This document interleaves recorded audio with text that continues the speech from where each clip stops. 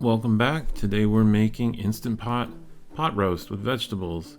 Here's the ingredient list. You need 1 3 to 5 pound chuck roast. Cut that into 3 or 4 pieces. 2 to 3 tablespoons canola oil. 1 yellow onion. 3 garlic cloves minced. 2 tablespoons of tomato paste. A half bottle of red wine. 3 cups of beef stock. 2 teaspoons of Worcestershire sauce. 2 tablespoons of herbes de Provence or Italian seasonings, 1.5 pounds baby red potatoes whole, and 4 large carrots cut diagonally into 2-inch pieces. Optionally, you'll need 2.5 tablespoons of cornstarch for thickening. To start the process off, you're going to put the Instant Pot into saute mode. You want to braise the chuck roast.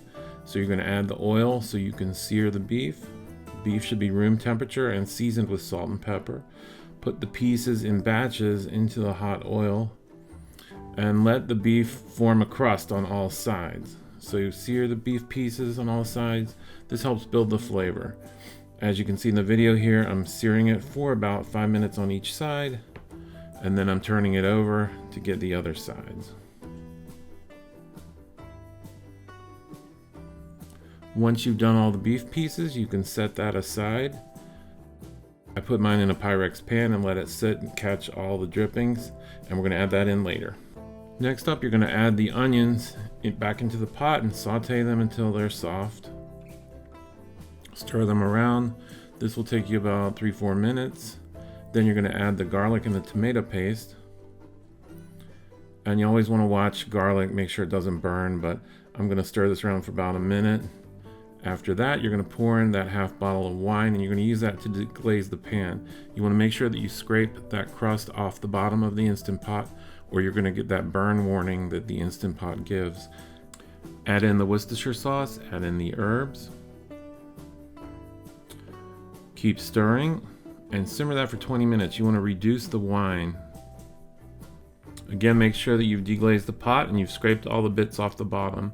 Now you can cancel saute mode and pour the beef stock in. Next up, add in the red potatoes. Those should be at the bottom. Stir them around, make sure they're distributed.